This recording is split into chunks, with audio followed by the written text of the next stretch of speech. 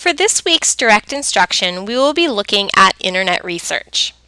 This week you will be beginning a short introduction to research in the writing workshop. Over the next couple weeks you will be completing research related to one of the poets we will be studying in this unit, so it is important that you understand how to conduct internet research and how to get the most reliable results for your research.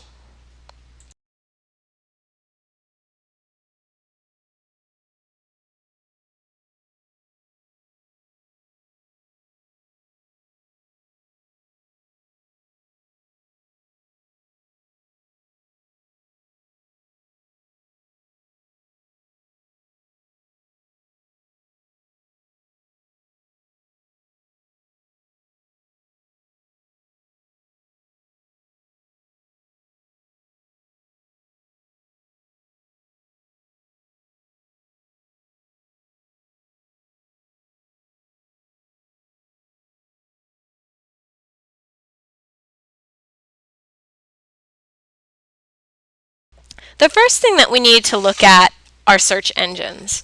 You need to understand a couple things about search engines before you begin using them. First, search engines are not websites that give you information. Search engines direct you to websites that can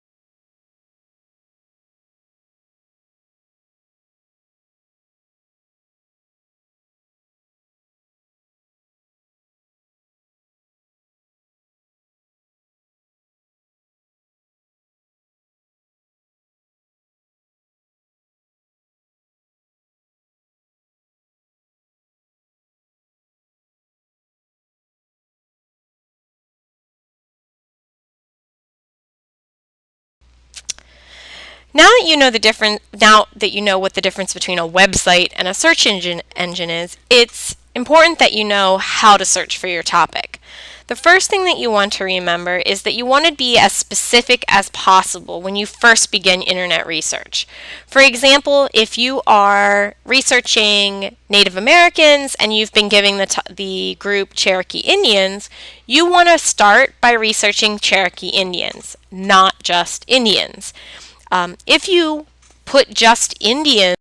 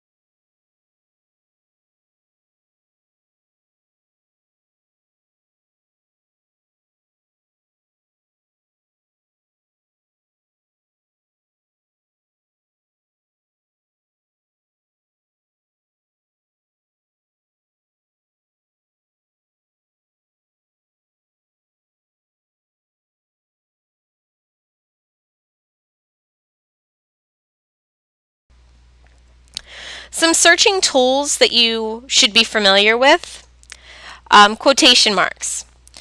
When you are inputting your search terms into the search engine, you can use quotation marks to group words together, such as Cherokee Indians.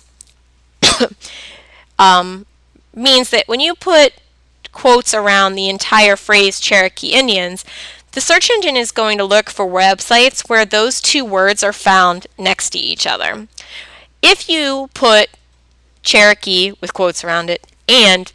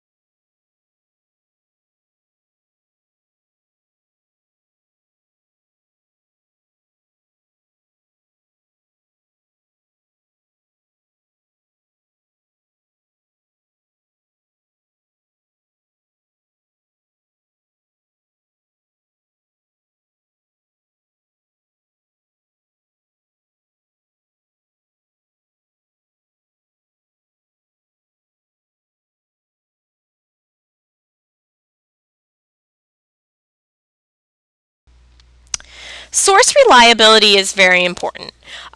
It used to be that in order to post things to the internet, you had to be highly skilled in computer science and computer programming, know HTML code. Well, obviously that's not the case anymore. Almost anyone can log onto the internet and very easily create their own website. That means that there's a lot of information out there that can't be considered reliable. So you need to know what to look for to make sure that this website you are using contains information that is reliable and useful for your project. The first thing you always want to look for is an author. First off, is there an author?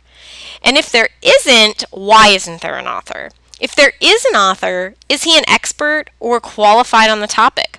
Or is he just is this topic just his hobby and he really doesn't know too much about it but decided to create a website? Also, if there's not an author, is there a reputable sponsor? For instance, if you go to the American Cancer Society website, each individual article may not have an author, but the American Cancer Society is considered a reputable sponsor of the website in dealing with cancer and cancer treatments because they're experts in that field. You also want to look at the accuracy of the information. Is the information reliable?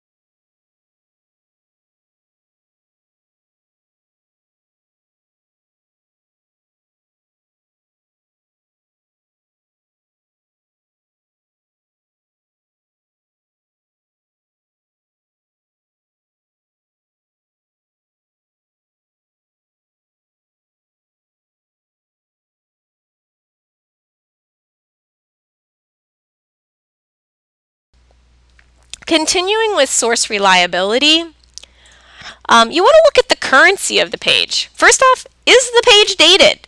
Is there a date connected to that information? When was the page last updated? What is the copyright? How current are the links on the page? If you click on a link on the page, is it no longer available? Is it expired? All of these things are going to let you know whether or not this is a reliable source. Sometimes currency doesn't matter because the information doesn't change. If you're dealing with a historical event, then if the website was last updated last year or last week, probably doesn't matter. Continuing again with source reliability, we want to look at the actual website address, which is known as a URL. Some URLs are considered more reliable than others. Educational websites will end in .edu. State websites may end in like .us, which are also very reliable. Organization websites like American Cancer Society end in .org. Government websites end in .gov, G-O-V. Network websites are .net. .com actually stands for commercial. Anyone can have and create a commercial website. That's not to say that they are not reliable, but that is to say that you need to spend a little bit more time analyzing the information on that site to make sure it is reliable. And that goes back to all those other things that we just talked about, the author, the currency, the credibility, and all of that. So that color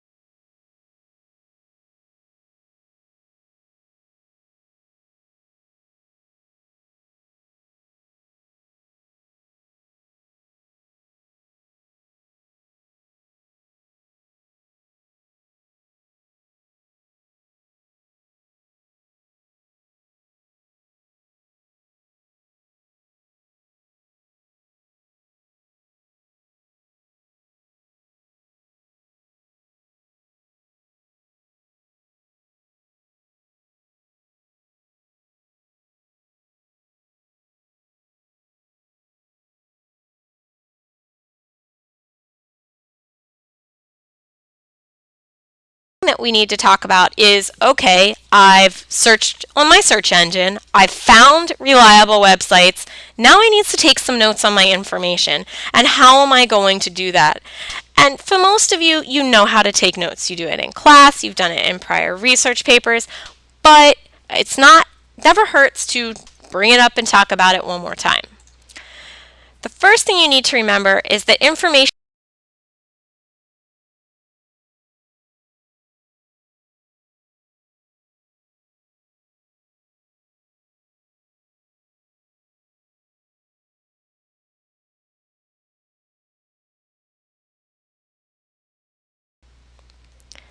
website source information. When you are documenting your source for a website, there are pieces of information that you need to get from that website right when you are using it.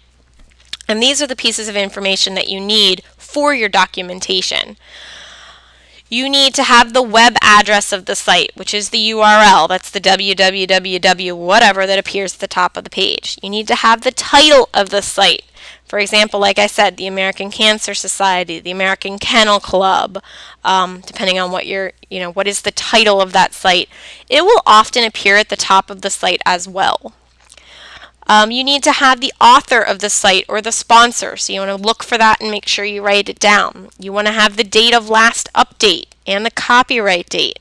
Okay, because those are important for making sure that one, the information is relevant and timely, and two, if I am looking at your source after you've turned in your paper and the information you say is there isn't there, now I can check the update date and things like that to see maybe if the page has changed. The other important part that you need to have is also the date of access